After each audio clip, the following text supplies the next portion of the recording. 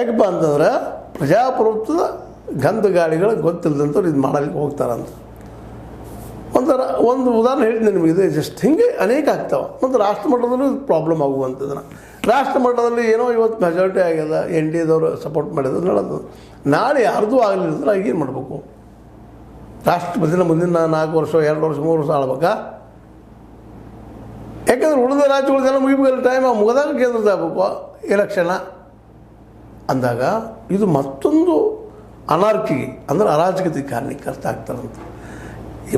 ಅದಕ್ಕಾಗಿ ಇವತ್ತು ಭಾಳ ಎಚ್ಚರಿಕೆಯಿಂದ ನಾವು ವಿಚಾರ ಮಾಡಬೇಕಾಗ್ಯದ. ಇದು ಸರಿನಾ?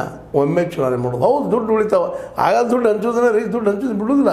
ಎಲ್ಲ ರಾಜ್ಯಗಳು ಎಲ್ಲ ಈ ಒಂದು ಇಡೀ ದೇಶ, ಈ ಎಲ್ಲ ರಾಜ್ಯಗಳ ಜೊತೆ ದೇಶದ್ದು ಎಲ್ಲ ಕಡೆ ಒಮ್ಮೆ ಎಲೆಕ್ಷನ್ ಮಾಡಿದಾಗ ಅದೇ ಪ್ರಮಾಣದ ಖರ್ಚು ಆಗೇ ಆಗ್ತದೆ. ಸ್ವಲ್ಪ ಕಡಿಮೆ ಆಗ್ಬೋದು, ಖರ್ಚಿಲ್ಲ ಅಂತಲ್ಲ, ಆದರೆ ಖರ್ಚಿನಿಂದ ನಾವು ವಿಚಾರ ಮಾಡಿದರೆ ಹೌದು ಒಂದು ಲಾಸ್ ಅದ. ಬಟ್ ಲಾಂಗ್ ಟರ್ಮ್ದಲ್ಲೇ ಅಧಿಕಾರ ಸಪೋಸ್ ಈಗ ಹೇಳ್ತೀನಿ ನಿಮಗೆ, ಕೇಂದ್ರದಲ್ಲೂ ಸಹ ಹಿಂಗೆ ಆಯ್ತಂದ್ರೆ, ಯಾರಿಗೂ ಸರ್ಕಾರ ಮಾಡೋ ಸ್ಥಿತಿ ಬಂತಂದ್ರೆ ಆಗ ರಾಷ್ಟ್ರೀಯ ಸರ್ಕಾರವೋ ಮತ್ಯಾವ ಸರ್ಕಾರ ಮಾಡುವಂಥದ್ದಾಗಿ ಆಗ ನಿಧಾನಕ್ಕೆ ಡಿಕ್ಟೇಟರ್ ಕಡೆ ಅಥವಾ ಒಬ್ಬ ಸರ್ವಾಧಿಕಾರಿ ಕಡೆ ಹೋದ್ರೆ ಹೆಂಗೆ ತಪ್ಪಿಸೋದು ಅಂತ ಅದನ್ನು.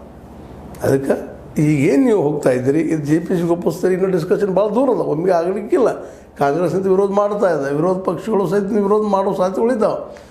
ಅಷ್ಟು ಸುಲಭ ಇಲ್ಲ, ಆದರೂ ಕನಸ ಅದು ಅಷ್ಟು ಒಳ್ಳೆಯದಲ್ಲ ಅಂತ ನೀವು ವಿಚಾರ ನೋಡಿರಿ.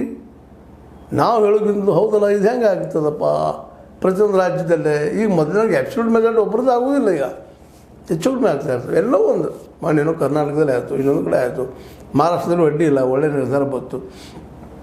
ಇದು ರಿಪೀಟ್ ಆಗ್ತದೆ ಅಂತ ಹೇಳಕ್ಕೆ ಸಾಧ್ಯ ಇಲ್ಲ. ಯಾಕೆ ನಮ್ಮ ಭಾರತ ಇತಿಹಾಸದಲ್ಲ ಸಮ್ಮಿಶ್ರ ಸರ್ಕಾರಗಳು ಸಾಕಷ್ಟು ಅದು. ಇವತ್ತು ಸಮ್ಮಿಶ್ರ ಸರ್ಕಾರನ ಮೋದಿ ಅವರದ್ದು, ಒಂದು ನಮ್ಮ ವಾಜಪೇಯಿ ಅವರಿದ್ದಾಗ ಇನ್ನೂ ದೊಡ್ಡ ಸಮ್ಮಿಶ್ರ ಸರ್ಕಾರ ಇತ್ತು, ಮನಮೋಹನ್ ಸಿಂಗ್ರ ಸಮಯದಲ್ಲೂ ಸಮ್ಮಿಶ್ರ ಸರ್ಕಾರ ಇತ್ತು.